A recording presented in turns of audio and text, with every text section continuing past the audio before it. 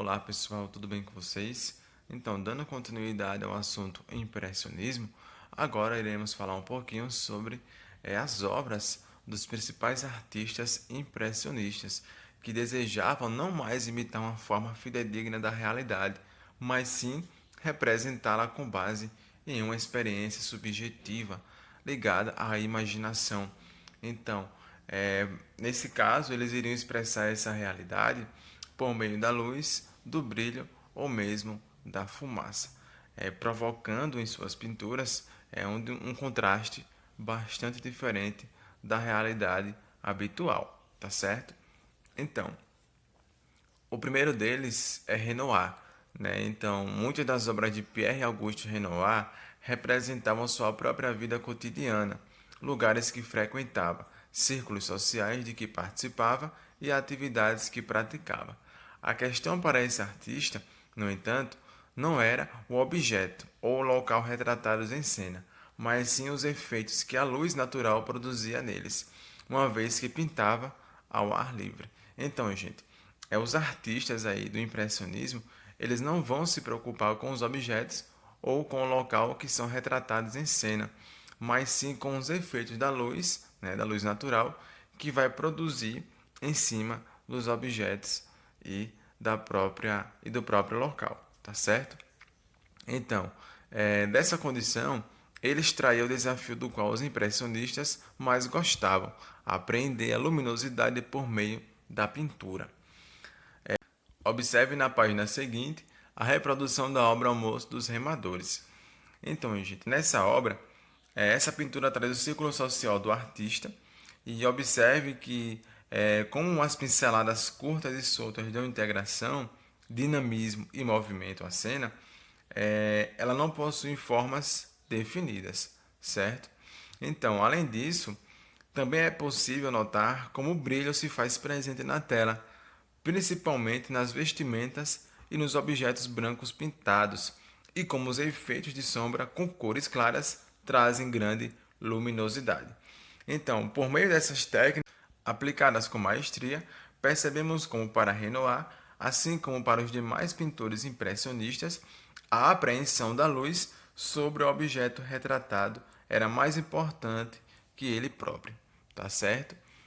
Então, já falando sobre a paisagem de Monet, então Claude Monet ele também pintava em ambiente externo, muitas vezes ao lado de Renoir, de quem foi bastante amigo.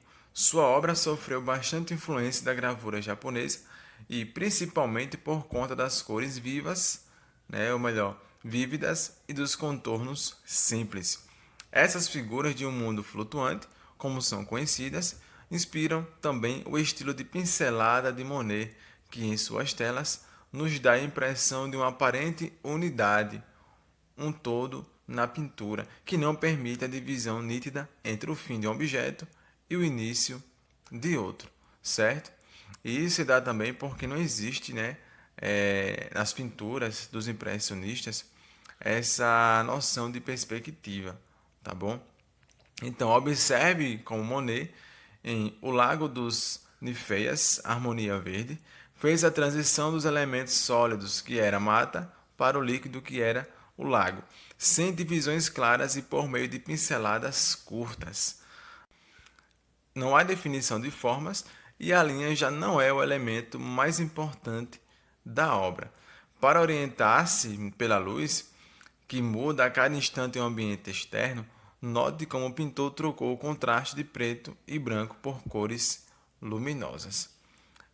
Então, por isso que ele utilizou muito, do amarelo, do verde claro, do rosa, para dar mais vivacidade, certo? E trazer, né, esse contraste aí ao meio externo, certo? Então, quanto às bailarinas de Degas, o pintor Edgar Degas teve formação artística tradicional e participou de exposições ao lado dos impressionistas, mas, ao contrário de Monet, que retratava principalmente a natureza, o interesse de Degas estava mais voltado à vida urbana. Suas pinturas da década de 1860 traziam um caráter psicológico aos personagens retratados. Mais tarde, porém, foi se distanciando dessa característica e, cada vez mais identificado com os impressionistas, também passou a construir uma visão fragmentada da realidade, de forma subjetiva. Então, um dos principais temas das obras de Degas era a dança, sobretudo o balé. Como vocês podem observar ao lado, pelo título da tela observada, dançarina balançando, já é possível perceber a importância de dois fatores na obra impressionista, que é o movimento e a cor. Então, retratadas na primeira fileira do corpo de baile, as bailarinas de figurino verde são captadas em pleno movimento, porém, só vemos o corpo completo de uma delas, certo? O restante do corpo das demais bailarinas só é completado na imaginação do espectador. No plano de fundo, bailarinas de figurino laranja esperam para entrar no palco. Observe aí na imagem.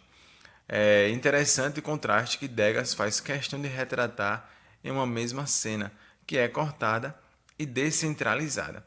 Isso ocorre em razão do desejo do pintor de capturar o momento instantâneo, o que reflete a influência da fotografia. Valendo-se de pinceladas rápidas, Degas fragmenta a cena como maneira de transmitir a realidade, que, por ser transitória, assim como os movimentos em uma dança, é fragmentada, certo? E a última obra desses pintores impressionistas foi a de Camille Pissarro. O artista foi um dos mestres do impressionismo que tinha grande interesse pela pintura de paisagens rurais. A tela A Encosta dos Bois, Henri Martege, apresentada na terceira exposição impressionista em Paris, mostra a encosta de uma região vizinha de onde Pissarro morou. Observe como a mata ganha uma textura densa que dificulta, à primeira vista, detectarmos a presença de duas pessoas caminhando no centro esquerdo da tela. Vocês conseguem observar? Então, essas pessoas estão aqui, pessoal. Ó. Deixa eu só marcar para vocês, certo? Deixa eu cancelar isso aqui. Voltar aqui. Ó, tá bom? Deixa eu só apagar aqui rapidinho para vocês verem melhor. Tem duas pessoas aqui. E esse efeito se deve às pequenas pinceladas interrompidas, somadas ao uso de uma paleta variada de cores e da sobreposição destas, técnica muito característica dessa fase artística de Pissarro e executada com grande competência pelo artista. Conhecido como um dos maiores paisagistas franceses, Pissarro traduz o sentimentalismo na pintura por meio dos jogos de luz e sombra, como vocês podem verificar aí nessa tela, tá certo? Então, pessoal, por enquanto é isso, e na próxima aula terminamos esse assunto ao falarmos sobre o pós-impressionismo, tá certo? Bons estudos e até a próxima. Tchau.